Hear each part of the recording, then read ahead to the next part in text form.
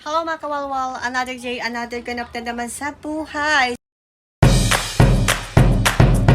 So ayan, for today's video is, may naghihingi po ng tips kung paano daw i-unlock ang content monetization. Simple lang. So ayan, mag-upload ng mga content, yung original content nyo, yung talagang hindi kayo magka-copyright or magkakaroon ng violation para madaling ibigay sa inyo ni Tari Meta ang